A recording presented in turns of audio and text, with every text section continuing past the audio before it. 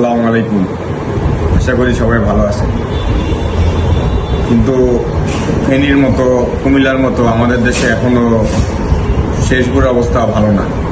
শেরপুরে হালুয়াঘাট আরও বিভিন্ন অঞ্চলে প্রচুর পরিমাণ পানি হয়েছে। তারা বিভিন্ন পানিবন্দী হয়ে বিভিন্ন ধরনের কষ্টে আছে। তাদের জন্য যে আমাদের দেশের গণমাধ্যমগুলো ভালো কিছু করবে বা একটা নিউজ করবে, সেটা তাদের সময় নেই। তাদের সময় কি? তাদের সময় হলো যে এই যে দেখেন, যে বৃষ্টির দিনে হাঁসের মাংস রাঁধলো পরিমণি, বৃষ্টির দিনে হাঁসের মাংস রাঁধলো পরিমণি, এটা নিউজ করছে আমাদের দেশের বড় গণমাধ্যমগুলো যা আছে। এর মধ্যে একটি লোগোটা আমি সরাইতে বাধ্য হয়েছি, কারণ ফেসবুকে ইস্যু হইতে পারে। এই কারণে যে এটা হইলো যে আমাদের দেশের গণমাধ্যমের অবস্থা। তারা এই নিউজগুলো করতে পারতেছে, কিন্তু বন্যায় বৃষ্টিতে যে মানুষ ডুবে যাইতেছে, তাদের যে সাহায্য প্রয়োজন, এই ধরনের কোনো নিউজ করা তাদের সময় নেই। এটা খুবই দুঃখজনক আর খুবই হাস্যকর একটা ব্যাপার। তারপর আমাদের এখন যে পরিস্থিতি, আমরা যেভাবে ফেনীবাসীদের জন্য আমরা যেভাবে পারছি সাহায্য করে তাদেরকে সহযোগিতা করছি, সেভাবে আমরা ইনশাল্লাহ শেরপুরবাসীর জন্য আমরা ইনশাল্লাহ সহযোগিতা করব। যে যেখান থেকে পারেন, যেভাবে পারেন, যার যতটুকু সামর্থ্য আছে সেভাবেই করেন। কারো মাধ্যমে না পারেন, নিজের মাধ্যমে নিজেরটা নিজেই করেন, কোনো ব্যাপার না। যেমন আমরা ইনশাল্লাহ হয়তোবা কালকে আমরা নিজেরা যতটুকু আমাদের কথাবার্তা হয়েছে, আমাদের প্রোগ্রাম হয়ে গেছে, আমরা ইনশাল্লাহ কালকে নিয়ে যাব।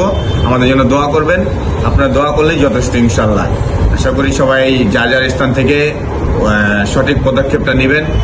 সবাই মানুষ, আমরা সবাই মানুষের জন্য। যেভাবে আমরা ফেনীর যারা আমাদের ভাই বোনরা ছিল তাদের কষ্টে ছিল, এখন এই শেরপুরের যারা আমার ভাই বোন আছে, যারা আমার বৃদ্ধ মা বাবারা আছে, তারা অনেক কষ্টে আছে।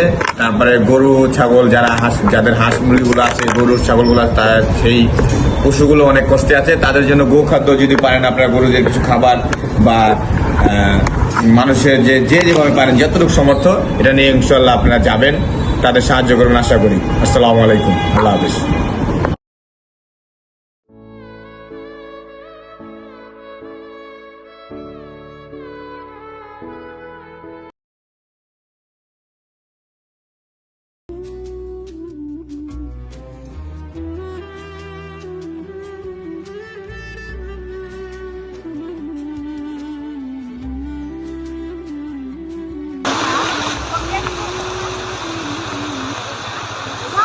আরো বাতাসে তো জানা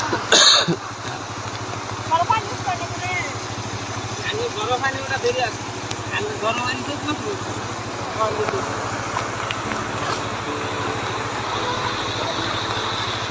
আচ্ছা